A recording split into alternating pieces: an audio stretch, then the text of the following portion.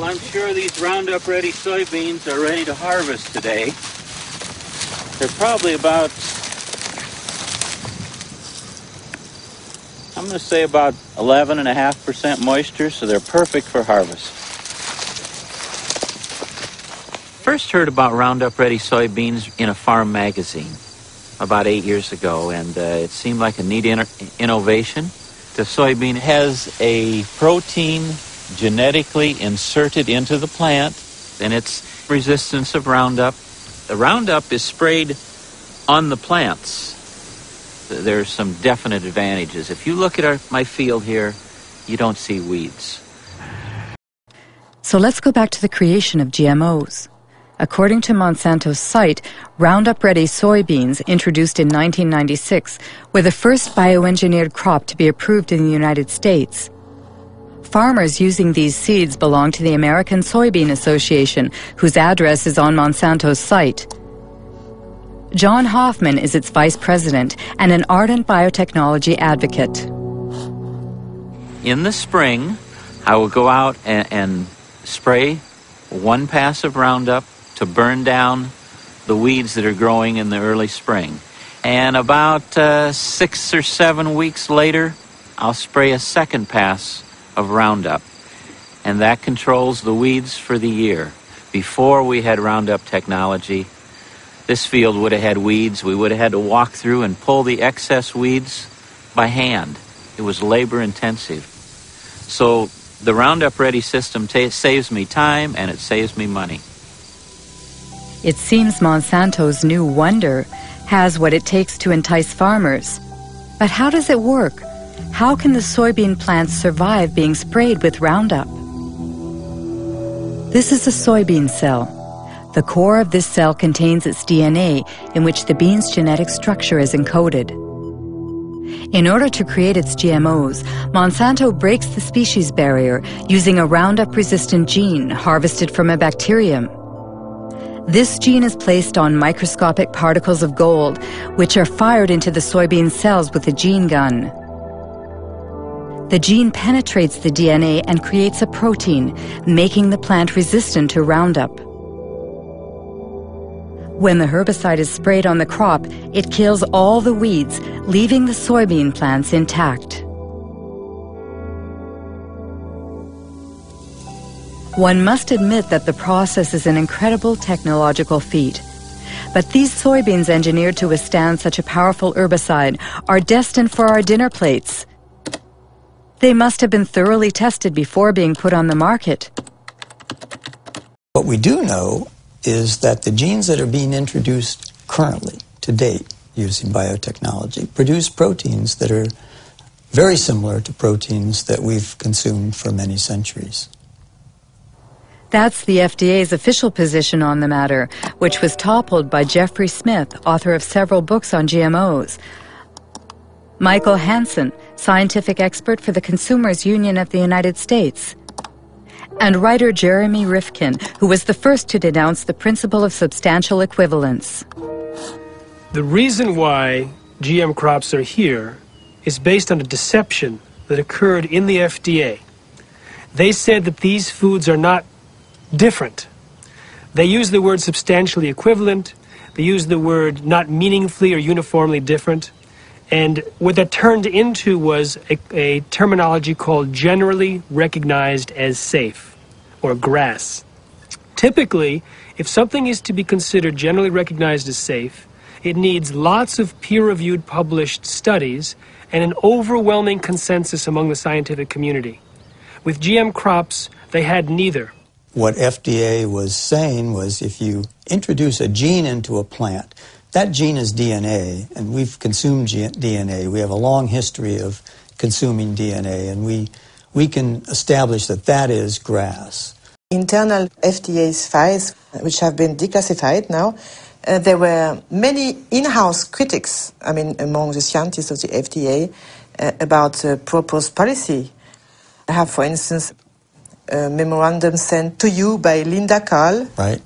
She stated, the processes of genetic engineering and traditional breeding are different. Traditional breeding are different, and according to the technical experts in the agency, they lead to different risks. Different risks. the point was that we had many people with many different views. Linda Call, of course, wrote that in her memo, but in fact, when we finished the policy, all the scientists agreed with the policy.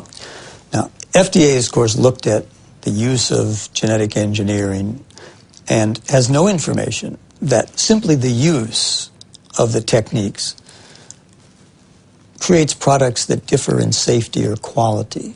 Even before the consistent warnings in the memos from the FDA's own scientists, the FDA had very clear warning because the very first genetically engineered food supplement that came to market in the United States caused a major epidemic.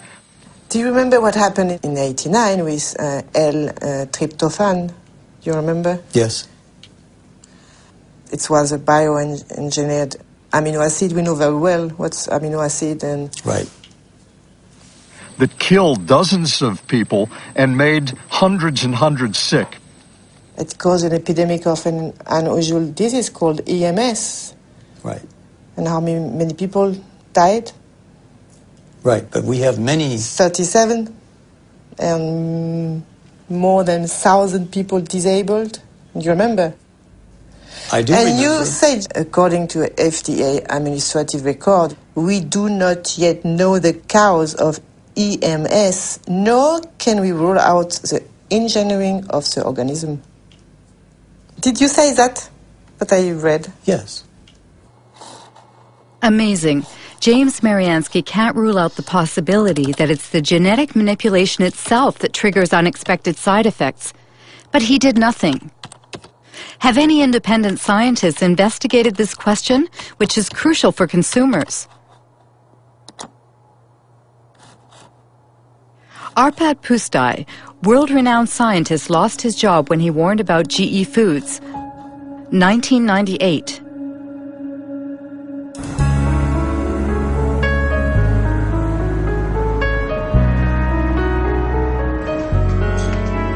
Arpad Pustai worked for the Rowett Institute in Scotland. At the Ministry of Agriculture's request, he led a study on genetically modified potatoes with a budget of over €2 million and a staff of 30 researchers to prepare the arrival of GMOs in Great Britain. We were all enthusiastic about it. I was enthusiastic about it.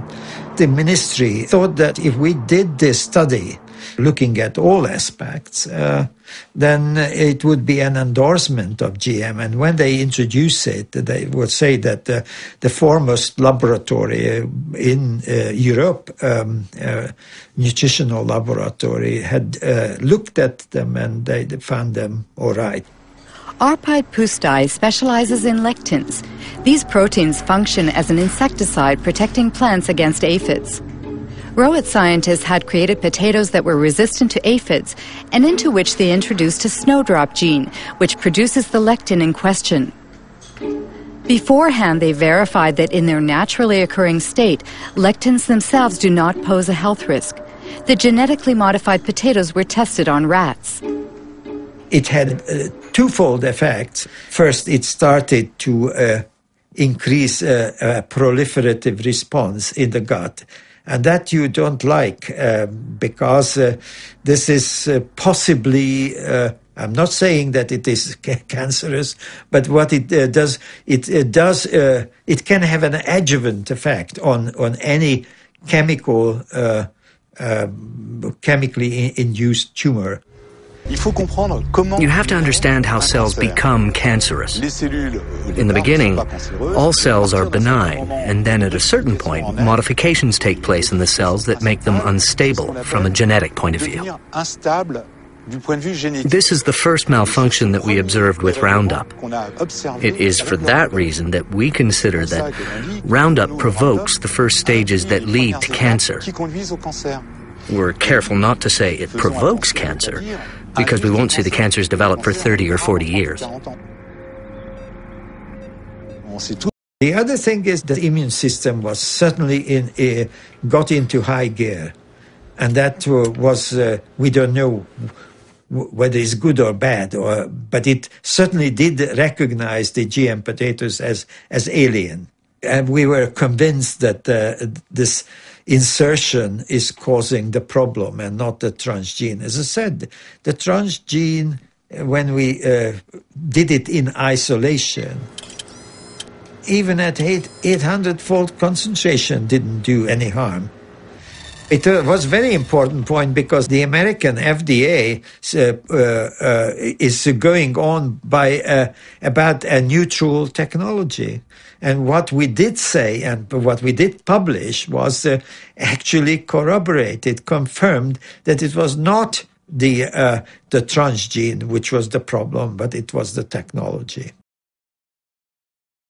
I'd encourage European farmers to take a look at the Roundup Ready technology. Frankly, it's very good for the environment. It's a sustainable system. So, give it a try.